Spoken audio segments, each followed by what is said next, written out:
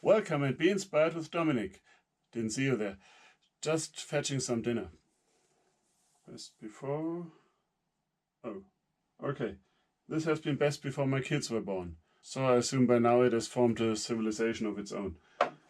Well, I look for something else.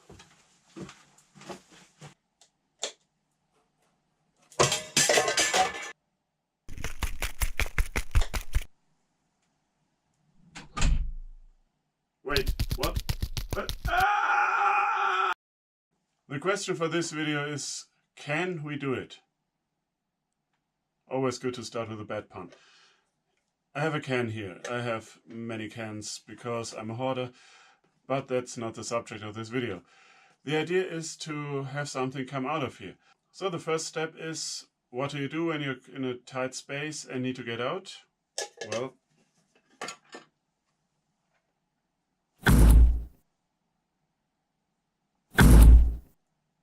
it's a Kill Bill reference. So to actually punch some holes here, we need something to punch the holes with.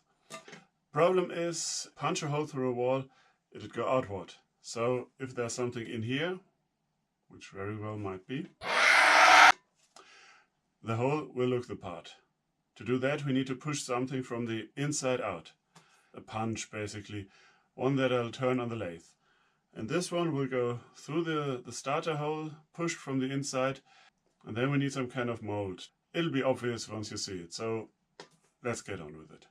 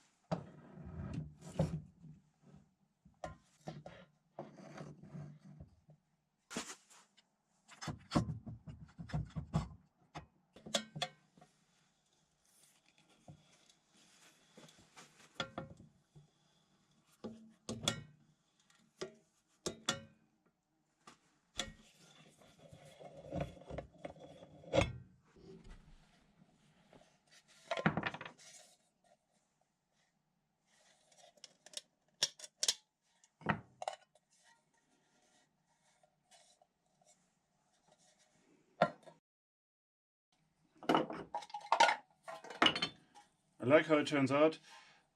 The word on these clams, they're from Pyre and they are heavy duty clams. I rarely get to use them because small pieces, well, you could crush those.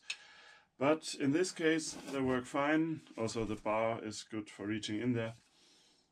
But actually what I found is that as soon as you have the push going and are pushing outward, it doesn't have to do that much work. Just tears through the material. I'm pretty sure you can get away with using any other kind of clamp. Let's have a go at the legs.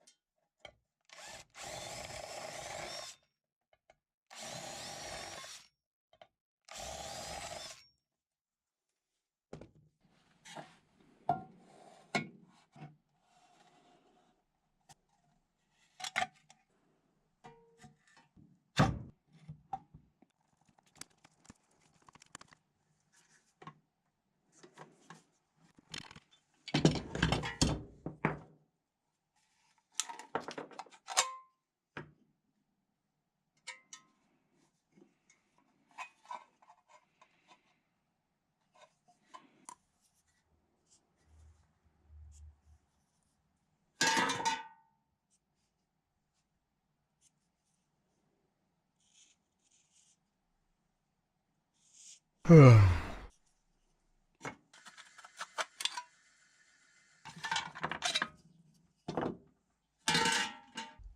thing that's left for me to do with this one is to treat these edges in some way that'll make them less sharp.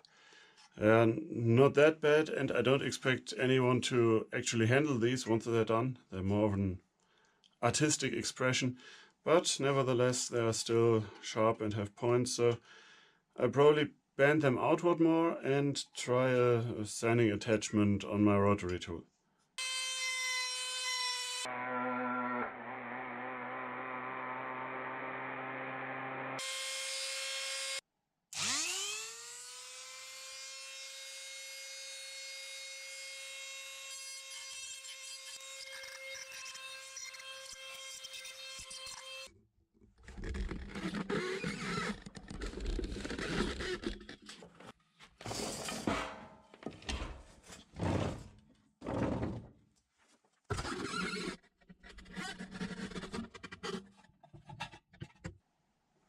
These cutoffs are from a couple of picture frames I made a while back from a large oak board. They should work pretty well for this, and while oak may not be the easiest material to work with in terms of hardness, they have a little bit of spalting going, I think. So they'd at least be pretty until I paint over that, but we'll see.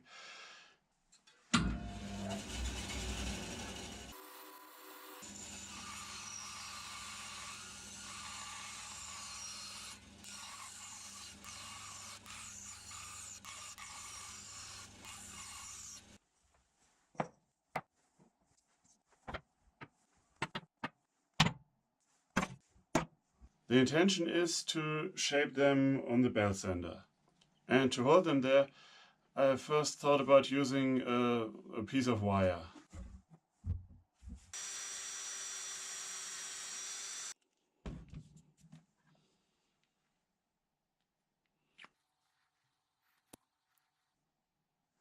That was kind of unnecessary, but maybe you can use the idea on some of your projects.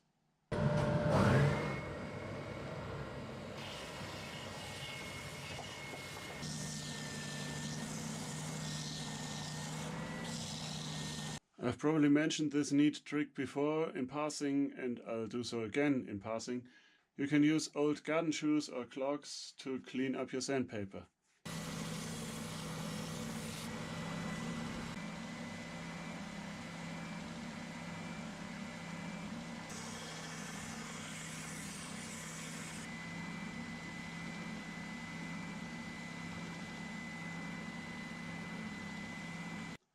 Of course, the advantage of a belt sander is that you can create pretty much any shape, but there is a cost. You need to turn every bit of wood you want to remove into sawdust. Here on the bandsaw or scroll saw, jigsaw, any kind of saw, you can remove whole pieces. And after doing the first part of the legs purely on the belt sander, I decided to get a little help to make things go smoother and faster.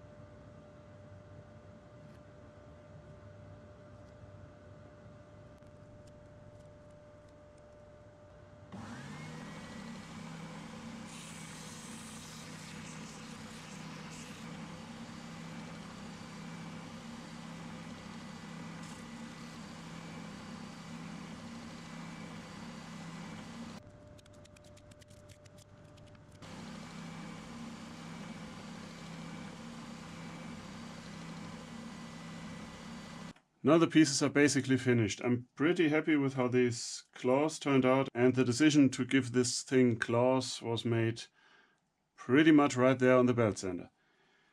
One thing that just came to me is already standing here, and that's rust solution.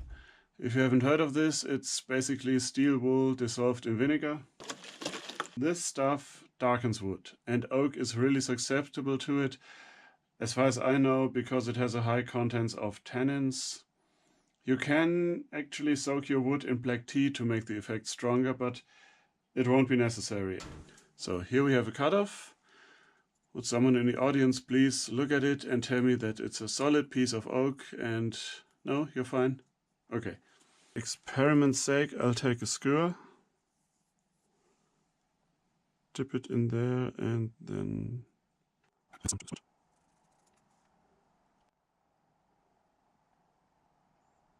I hope that's enough for a proper time lapse. I'll just show you this piece. I dipped that into there and it's pretty much black, but still retains some of the wood grain.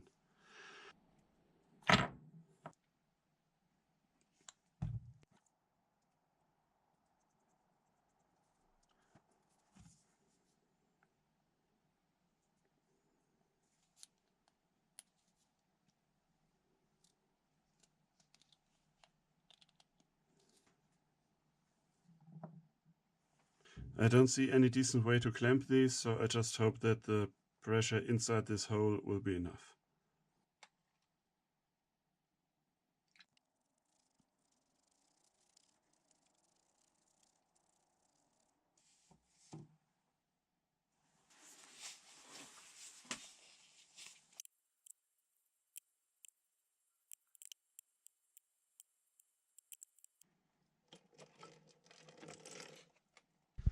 So they got to dry overnight, and let me give you a little bit of a flyby with really terrible lighting, but they're black, so that's probably to be expected. And they look interesting. I like the black, obviously, but these pieces, I think there's splintwood, possibly. I didn't notice any difference on the sander, but the rust solution didn't really work on those, but I like the effect. It's less work to like the effect, so I will like the effect. Now they get a couple of coats of spray lacquer to get that otherworldly sheen, and then we'll see about mounting them in the can.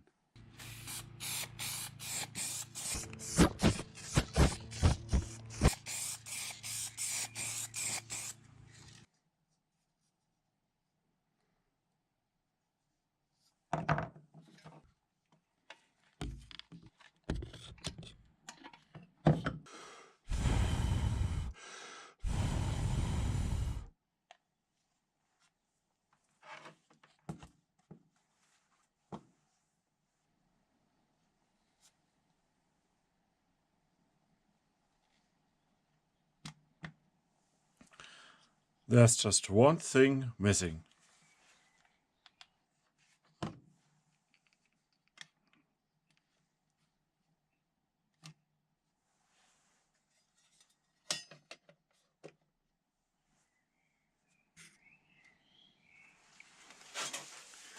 And there's our little, insect, can, civilization, monster, beast, whatever. That's how far we get today, and the way I said that, it should be obvious, there will be more videos. Maybe for this guy, maybe for others like him or her. I'm not completely happy with how it turned out. I should have done a little more, you know that thing when you think before you act? I should have done a little more of that.